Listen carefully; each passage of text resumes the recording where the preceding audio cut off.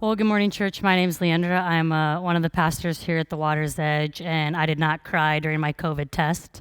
Um, Pretty embarrassing for AJ. Um, no, but I want to welcome all of you guys that are here, our online people. We haven't forgot you guys as well. It's cool to kind of have this hybrid of both of you guys joining us and make it work for all different types of people in all different types of places. So we're in this new series looking in the book of Psalms called Open and Unafraid.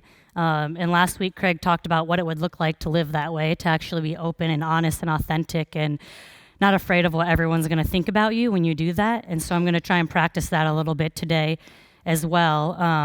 So when I was a kid, like probably elementary age or younger, I used to keep a diary. Did anyone here have a diary when they were a kid? Hopefully. Okay, I'm not alone. Good.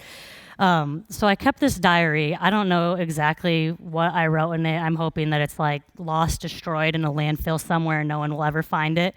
The one thing that I do remember that I used to do in it, this is embarrassing, but I know that in the back of my diary, I would like keep a list of my friends. And if someone was mean to me, I'd like cross them out. And then if we became friends again, I'd write them back in and then I'd cross them out. And I'm sure that I was just a joy of a child. But luckily for me, no one could ever see that because I had one of these really cool diaries that had the lock on it, and you had to have a key to get in there. So I would hide my diary in one place, I would hide the key in another place, and that way I knew nobody would see my list of friends, nobody would be able to read what I wrote in my diary journal. And that's the key to a good diary, right? It has to be protected and hidden, because if anyone read that, that would be mortifying. So some of you guys that had diaries as a kid, you're gonna have to raise your hands again. Okay, so Nan, you had a diary. Did you have it when you were younger? So if I went up to younger Nan and was like, hey, can I have your diary? I want to read a section of it for my sermon. Would you let me do that? Okay, yeah. That's what I thought, because nobody wants to have their private thoughts and feelings out in the public, right? And that's what makes the book of Psalms and reading through the Psalms so cool. We don't usually spend a lot of time reading the Psalms. Usually, there's parts of the Bible that are historical stories. There's other parts that are kind of like philosophical, and there's wisdom and life lessons in there. The Psalms are totally different. The Psalms is basically somebody's diary. It's like all these authors, they wrote their prayers to God and, their deepest joys and pains, their thoughts and feelings, their questions. They wrote them in their diaries, basically, these private thoughts. I don't know if they knew it would get published in the Bible for the whole world to read. But that's what ended up happening. And it's this really cool book when you read it, because you're reading all these people's thoughts. And as you go through it, maybe you've already noticed that these first 2 weeks, you start to kind of identify with them. The things they're feeling, you're like, oh yeah, I've felt that before. I've been that angry. I've been that sad. That makes sense. They're going through something and you're like, I've gone through that before. Totally get what you're saying. They even ask like the same life questions as us. And they're trying to like wrestle with God to figure out the answers to these questions. Like there's Psalms where people are trying to figure out the meaning of life and their purpose in the world. There's Psalms where people are like, why do bad things happen to good people? There's Psalms where they're writing to God and being like, why didn't you answer my prayers? Why did you leave me alone? Why have you left me here? They're asking these questions and wrestling with them, and thousands of years later, we're still asking the exact same questions. When you read through the Psalms, you're like, exactly, like, I feel the same way. I'm confused by the same thing. So in the Psalms, we kind of recognize ourselves a little bit. It's this really cool, unique book. And today we're going to look at one of the Psalms. We're going to be in Psalm 73. If you have your phones, which is people's Bibles these days, you can follow through in Psalm 73. And we're going to read somebody's diary entry. His name was Asaph. I don't know if he wanted this to be private or public, but here we are.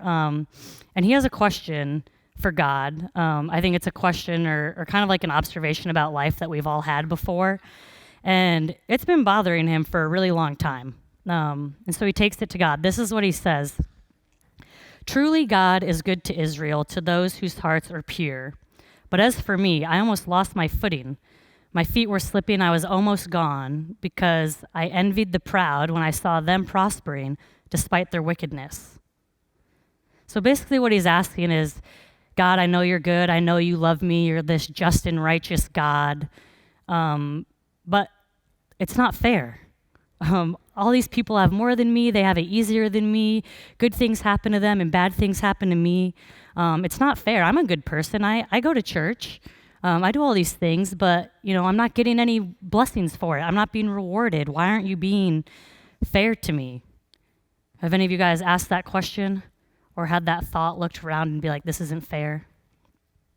I remember as a kid, my parents gave my brother and I a candy bar. They're here today, so I gotta be careful. There's one candy bar, and one of the joys of having siblings is that everything gets split in half. And so, of course, my dad, splits the candy bar in half. I got a half. My brother, Zach, got a half. What's the first thing that I did when I got handed that candy bar? Immediately looked at my brothers to see whose was bigger, who got the bigger half.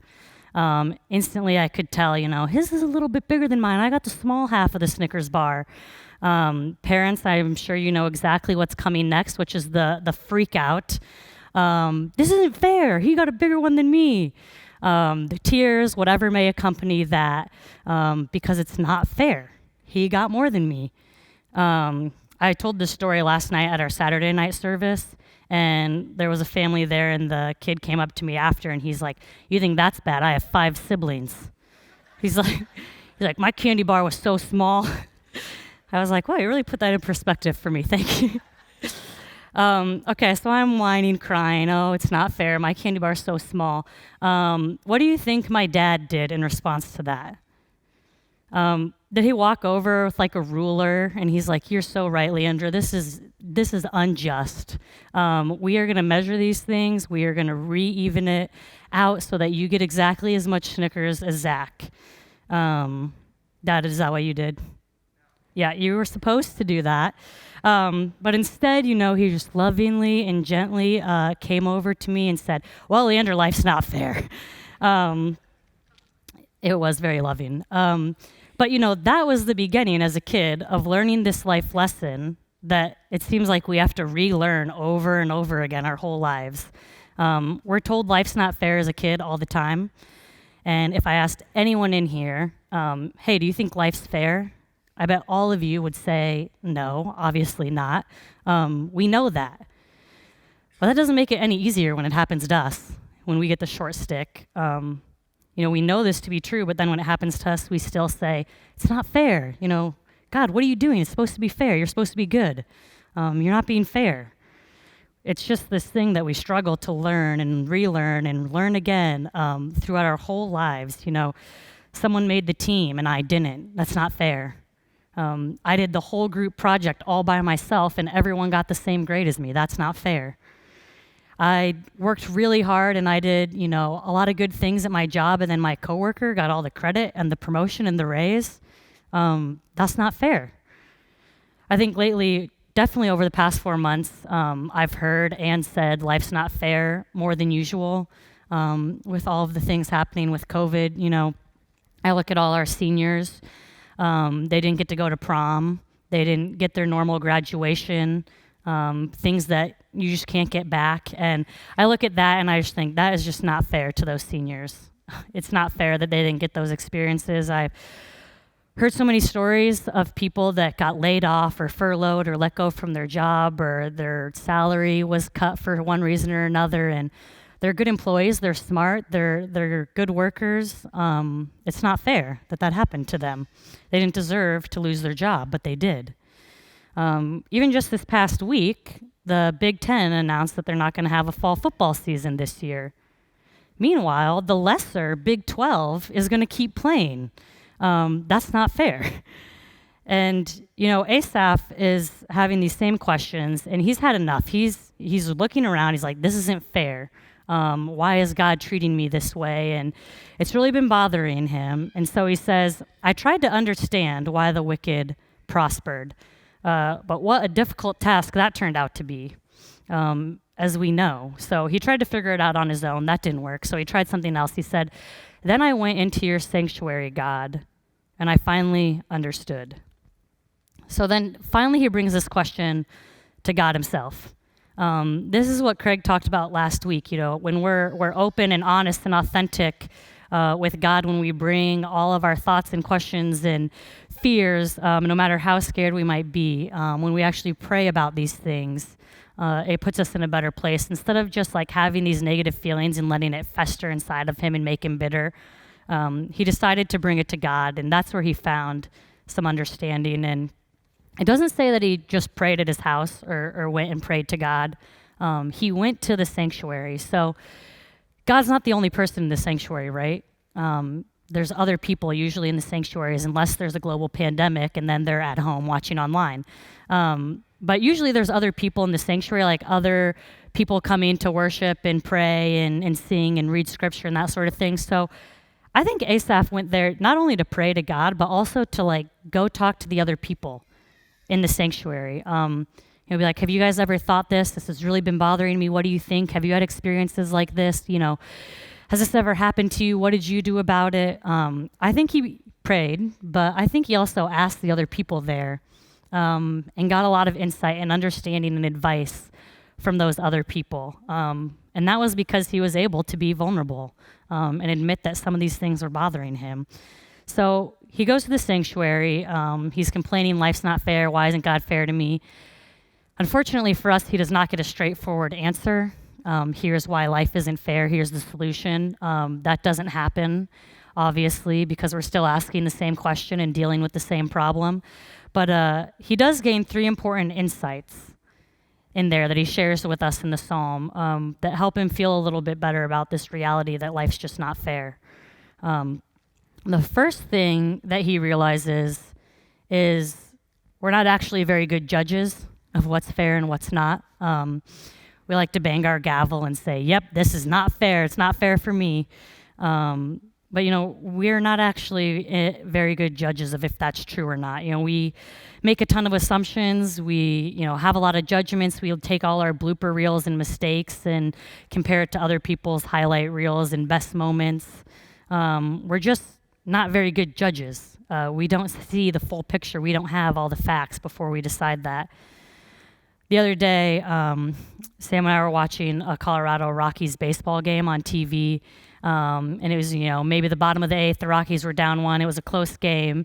And their star player, Charlie Blackmon, gets a hit, a line drive smoked down the first base line. And I'm like, oh, yes, they might tie it up here. This is great. As soon as the ball goes past first base, what does the umpire do? Foul ball. Doesn't count. And I'm like, are you serious? I could see with my own eyes that was like 5 feet inside of first base. Like, that was not a foul ball. You're going to cost us the game with this horrible call. I could see it through the TV. And luckily for me, the Rockies coach agreed with me. And he came storming out of the dugout and goes up to the ump, just like I would have, to my TV. And he's like, that was not a foul ball. Like, you made the wrong call. And what do the umps do? They go, they check the video replay. And the announcer's like, all right, let's take a look at this in slow motion. Let's see what happened here on this call. And I was like, yeah, go to the video. He made the wrong call. I know for sure that was a fair ball. And so they go and they show it, in slow motion, the perfect angle. Unfortunately, like 15 feet foul. Clearly, completely foul ball. Me and the Rockies coach together dejected about our bad umpiring skills. But we're kind of like that. Like, we think we see everything so clearly when really the umpire has the perfect point of view standing right behind first base. He's been doing this for 30 years. It's his job. He's a professional. And I'm sitting on my couch watching on TV thinking, that wasn't fair. That was the wrong call. When I really have no idea of what's actually going on. And Asaph kind of had the same problem. He's looking around and he's thinking, you know what? This isn't fair. Life's not fair. Listen to this is how he sees all the people around him. When he looks around at other people, this is what he sees. He said, they seem to live such painless lives. Their bodies are so healthy and strong. They don't have troubles like other people. They're not plagued with problems like everyone else. And this is a great one. He says, these fat cats have everything their hearts could ever wish for. First of all, I did not know fat cats was in the Bible. That was news. I think this is the only verse, but this is what you get when you read people's diaries.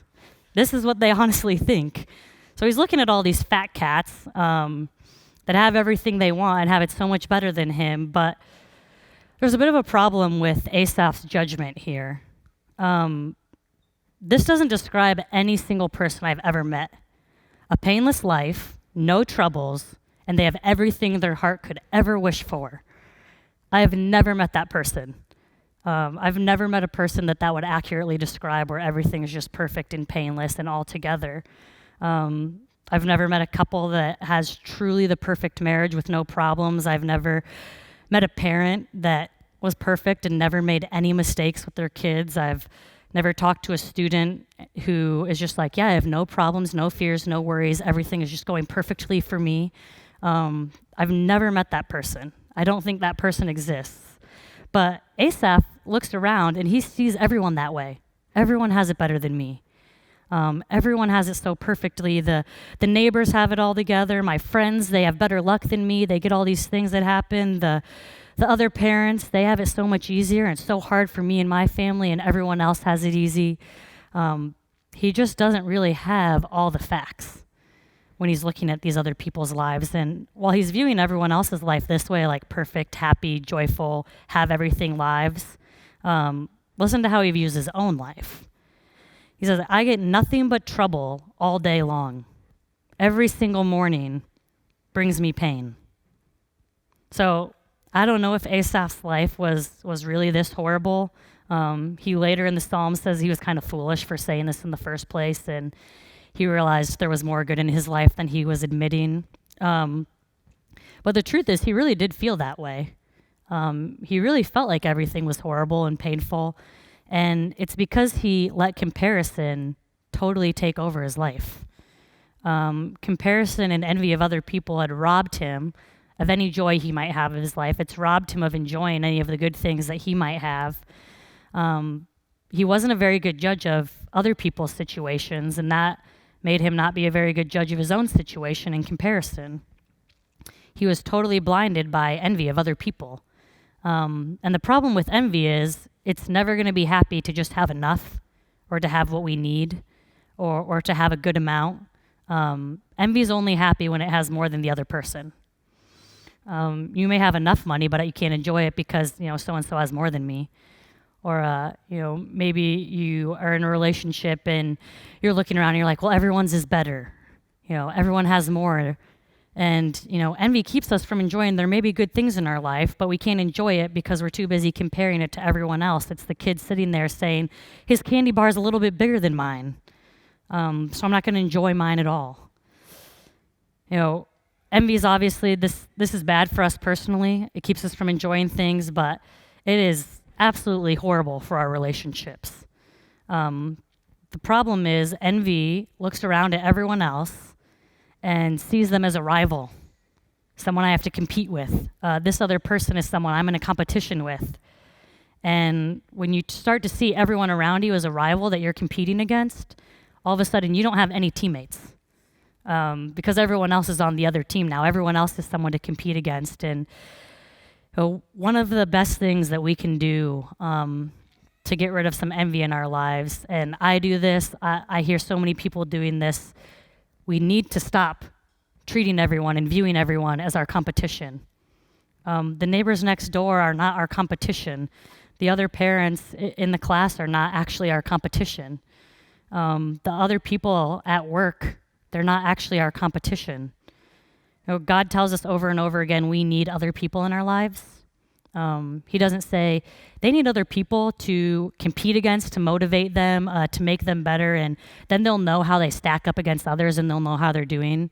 That's not why God wanted us to have other people. He said they need helpers. They need teammates, people to support and encourage them and teach them and guide them and comfort them and all these other things that don't happen if we are viewing everyone around us as someone to compete against. So I want to challenge all of us to do something this week. If there is kind of an antidote to feeling like life's not fair all the time, I think this could start to turn the tides a little bit. I want to challenge all of us that when you notice you're starting to compare yourself to someone or feeling jealous or envious or anything like that, try to cheer them on, compliment them, encourage them. Even if it's someone that maybe you're a little bit jealous of, there's always people who are like, we would admit we're a little bit jealous of what they have and what their life looks like. Those are the hardest people for us to kind of cheer on and encourage and compliment. I want to encourage us this week. Maybe there's a coworker who gets the thing that you really wanted. Try to congratulate them on that. It's going to hurt coming out the first time. That's not an easy thing to do, to compliment or congratulate someone who has what we want. But I think the more we start to do that, the more comfortable we get, and the more we start to realize, okay, this is not my rival. I'm not in competition with them. This is, just another teammate who had something good happen to them. Maybe someone gets an A on their paper, and you're sitting there looking at your C plus, feeling really jealous that school came so easily for them. Try cheering that person on anyway. Maybe one of your friends has a gift or talent or is really good at something that you wish you were good at. You're just not quite as good as them. Instead of trying to bring them down and bring them to your level, try to actually cheer them on. Compliment them that, they have this gift, this special thing that they can do. When we start to feel jealous of someone else, try and choose celebration over comparison. Try actually celebrating that person even though they have what you want. If we could do that all the time, we would totally get rid of envy in our lives. It would be a non-issue if other people's successes didn't bother us anymore. So that's the first big thing that Asaph learns. The second one, and this is important, Michelle kind of talked about this too, life doesn't need to be fair to be good. And actually, if you're waiting for it to be fair to start enjoying it, you're going to be in a lot of trouble because that's never going to happen. Life is never going to be fair, and the psalmist starts to realize, my life's not fair, but it's actually really good. It's actually great. It doesn't need to be fair to be good. It doesn't need to be fair for me to enjoy these things. He says, then I realized my heart was just bitter, and I was torn up inside. I was foolish and ignorant. He tells God, I must have seemed like a senseless animal to you. Thinking my life wasn't fair and complaining like this, it must have seemed senseless. Because he realized, yet I still belong to you. He realized life may not be fair, but it is still so good. I still have God. How could I have forgotten that part? This is me as a kid sitting, pouting, sulking with my slightly smaller candy bar, not even enjoying eating it because I'm mad that my brother's was bigger, when what I didn't realize is I had a candy bar. That should have been a great day for 4-year-old me. Not every day you get a Snickers bar. But because I was too busy comparing it with my brothers and complaining and crying that life's not fair, I didn't get to enjoy what was right in front of me. That happens to us all the time, that we miss out on these good moments because we're too busy comparing it to something else. I saw some good examples of this recently, especially with, like I said earlier, all these seniors that didn't get, the graduation ceremony in Baxter Arena or wherever it may be. They didn't get to walk across the stage. They didn't get to go to prom and all the fun that accompanies that. And that's not fair. That's tough. And I feel bad for those seniors. I'm sad that they don't get to have those moments. Life's not fair. Nothing can change that. But I also saw these really cool things happen because of that. I saw one family on Facebook that threw a prom for their daughter in their house. She got her prom dress on and her date came over and they cooked a fancy dinner and they ate it in the kitchen, and then they moved into the living room, which was where the music was playing, and they got to dance together. And it wasn't a real prom, but it was really, really cool. I think her and her date, got to have this really cool special moment anyway. It wasn't fair for her, but it was still really good. I saw the same thing with graduations. They didn't get to go and do the usual thing, but I saw all these families that made it special anyway. They had parties, viewing parties at their house where they could watch it all together and still cheered when, their kid's picture popped up on the slideshow. And I talked to one parent and he said, we were kind of bummed. This was our first kid's graduation. We were looking forward to all the traditions, and instead we decided we had our daughter and 3 of her best friends come over to the house. We invited their families. They still wore the gowns and hats and everything, and we just watched it in our living room together, and we had dinner together, and we hung out, and we celebrated all together. And he's like, yes, I wish you could have had a ceremony, but that party was actually really fun. It was cool to do it with those people in that way, and to have our daughter actually sitting right next to us instead of down on the floor so far away from us. We were sitting with all our family friends instead of in a big crowd. And he's like, looking back, it's not fair they didn't get the real thing, but it was still really, really good. We still got to enjoy that moment. And the psalmist describes this in one of the most beautiful verses in the Bible. There's worship songs that have been written just based on this verse. You might recognize some of the words from some of our worship songs here. He says, my health may fail and my spirit may grow weak. I may get sick, bad things might happen to me, life might not be perfect, but God remains the strength of my heart. He is mine forever. So his attitude is completely changed now from the beginning, but it's not changed because God said, you're so right, let me come down and make everything perfectly fair for you. The fat cats still have way more stuff than him, but he changed his perspective on things. He started to see all these amazing things God was doing in his life, all these amazing things God had blessed him with, instead of just focusing on all these things he lacks and how people have so much more than him. It may not have been perfectly fair, but it was still really, really good. Third thing, Asaph learns about the fact that life's not fair, and this is probably the biggest one for him. This changes everything. Once he comes to realize this, is that God's grace isn't fair at all. God's love isn't fair. God's forgiveness isn't fair. He wraps up this diary entry. He says, but as for me, how good it is to be near God. I have made the Lord my shelter. I'm going to tell everyone about all the wonderful things that you do. So the psalmist at the beginning of this thing says, life's not fair. And then at the very end, he says, life's not fair. But he's on the complete other side of the coin now. He started by saying, life's not fair, it's worse for me, it's so bad, I wish it was better. Now he ends it by saying, life isn't fair. God has been so good to me even when I don't deserve it. Instead of whining about life's not fair, he's grateful that life isn't fair. Life's not fair. How'd I get it so good? I get to have this relationship with God. God's always with me. He loves me, forgives me. He's done all these great things in my life. This isn't fair. It isn't fair how good God has been to me. He starts to realize, God's grace has never been fair, or his forgiveness or love or the way that he treats us. And that's great news for us instead of bad news. There's this story Jesus tells in Matthew 20, and he's trying to tell his disciples what God is like. He's like, God's kind of like this farmer. He runs a vineyard, and he needs some people to help run the vineyard for him. So he goes out early in the morning. He drives his truck around. He gets some workers. He said, if you come work on my farm, I'll pay you. So he brings them in, and then around 10 a.m., he's like, I'm going to need more workers than this. Goes out, gets some more. At noon, I'm going to need some more. Goes out, gets some more. At 3, he's like, all right, we've only got 2 more hours in the day. I'm going to go get a few more workers so we can finish this thing. Goes out at 3, gets a few more workers. And then at the end of the day, closing time, all the workers line up to get paid by the vineyard owner.